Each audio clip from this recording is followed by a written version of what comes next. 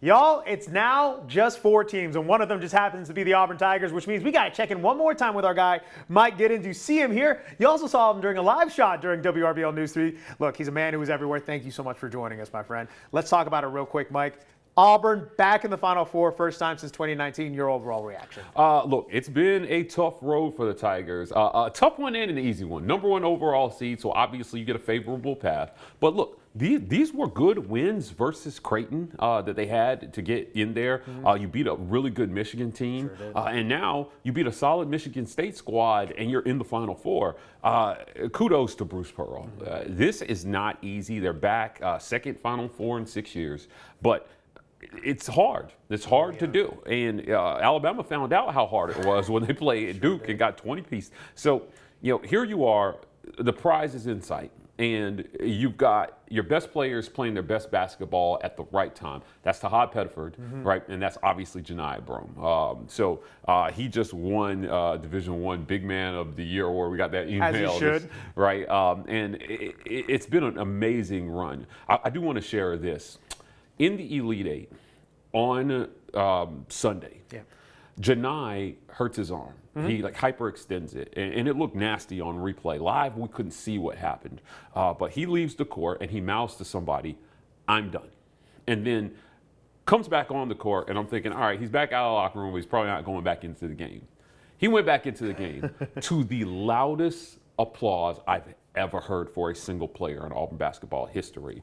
Then he snatches a rebound with only his left arm and hits a 3 to all but seal the momentum for Auburn. It was his basketball equivalent of the Heisman Moment, Rex. Wow. And it was amazing to watch. Johni Broome, in my opinion, is the National Player of the Year. I don't get a vote this year, but I'll tell you what, next year I may. And if a player does what Johni is doing, what we're watching, they would undoubtedly be my player of the year. So Cooper Flagg has had a great season. Absolutely. But the best player on the number 1 overall team should be the National Player of the Year, and that's Johni Broome. And look, for all of us out here who watch the SEC, we know that the competition we can weed out in the SEC, which is head and shoulders above everybody. That's why there were that many teams in the tournament. I agree with you that when that moment happened, you could hear Neville Arena back in Columbus, Georgia. It roared, and I think there was a moment where okay, they're up 10, but can they hold on? Because Dylan looked like he was getting tired. Other guys were just trying to find their footing.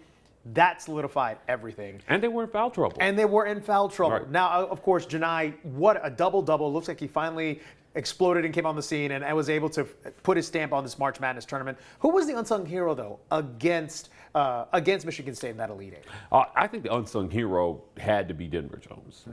Now, I go back and forth between him and Tahad Pettiford. Right. But Denver hit some tough shots. Sure He did. played great defense, and he has been a defensive nightmare for every team Auburn has played all season long. We talk about who the best player on the team is, and that's either Tahad Pettiford or Johni Broome, depending on the day. Right, pretty much. Auburn's most important player might be Denver Jones, right? And that's a different distinction. So he had a great game. A lot of people contributed. Now, Miles Kelly and Chad Baker-Mazar combined had another tough shooting day. Sure did. But they did the intangible things, and they played defense, and they made plays when they had to. I think Chad only hit 2 shots, but they were 2 really, really big threes. And Auburn just finds ways to win. And I think that's the mark of a championship team. Yeah, absolutely. There were a couple of dweebs that I saw on Twitter or one of these shows. These are fun conversations. Yeah, talking about how Auburn's playing their worst basketball at the worst time. And I think it was Jay Williams that pointed out no team has ever lost like 3 of their last 4 and gone and win a championship. Well, I think you've silenced those people by making it all the way to San Antonio, regardless of what happens here. I ran into Commissioner Greg Sankey. He seems like to be your best friend. Yeah, I always run into this guy. And we talked about it. 8 teams into the Sweet 16, right? You had more than 50% of the Elite Eight. Yeah, you did. Now you have half the Final Four. Wow. They just happen to be on the same side, but you're going to have at least half that national championship game.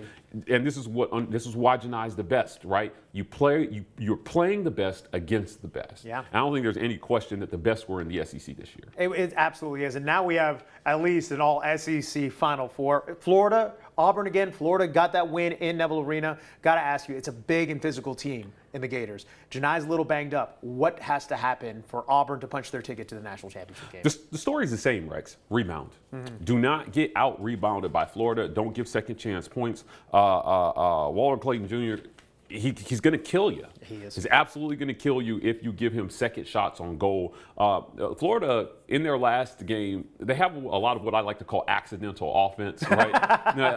The other team fails to secure the defensive rebound. They knock the ball out, and this guy always happens to be right there waiting to catch that ball and nail a dagger three that keeps the momentum on Florida's side. Look, they were the hottest team in basketball going into the SEC tournament. Right. They remain the hottest team going into the NCAA tournament. Right now, if Auburn is the number one overall seed. Sure. But if you're asking me who was playing the best basketball at the end of the season and so far through the tournament, I have to say it was the Florida Gators. They're a formidable challenge, but beating the same team twice in one season is really difficult, and they're going to have a plan. Bruce Pearl, in the post-conference, he gave credit to Mike Burgermaster and to Stephen Pearl and to Ira Bowman and these guys who are the architects of what Auburn does day in and day out on the basketball court. Said he couldn't do it without them. And we sat down, we did a one-on-one with Mike Burgermaster. With we did a film review, and he talked about what those scouts are like.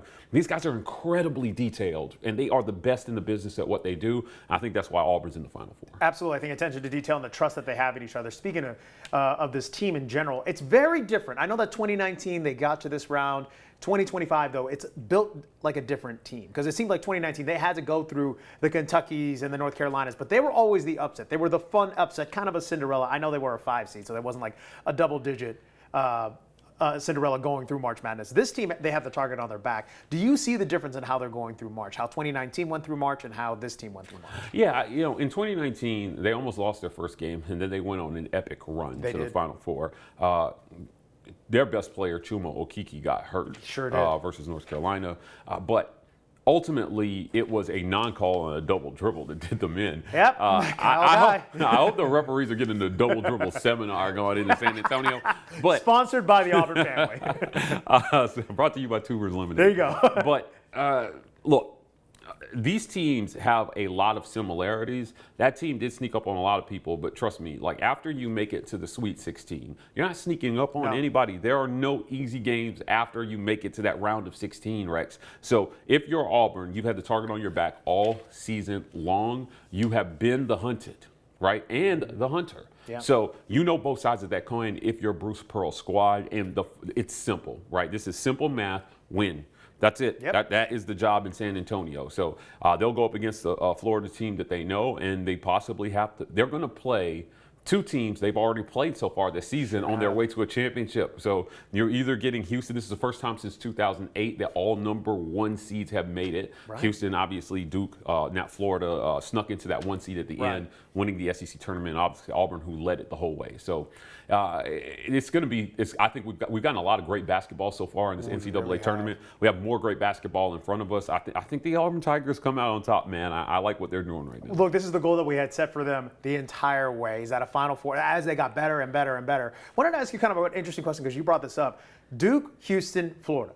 All have been on Auburn's schedule during the regular season. Mm-hmm. Is that a benefit heading into the most important games in the regular season? Because now you're not going up against a guy you've never seen or only seen them on film. Yeah, I think so. And two of those teams were teams you lost to, which I think is advantage to the team that lost, personally. I feel this way in football. I think the team that wins gets lulled into that false sense of security of thinking that they can do what they did last time and win. And if you're Bruce Pearl, you are looking to make adjustments and throw something different at them because it didn't work the last time. Right. Now, that game was obviously at Duke. You beat Houston. Mm-hmm. So Houston might have an advantage there. But these are, at the end of the day, these are all good basketball teams that made it. I think this is one of the best Final Fours that we've seen in a very long time. I don't think that we're going to see a double-digit win in San Antonio here. Fair. I think we're going to see some hard-fought games. And I'm ready to call the score. I'll probably join you guys live from San Antonio. And I'll give my Hey, we'd love to have predictions you, right? But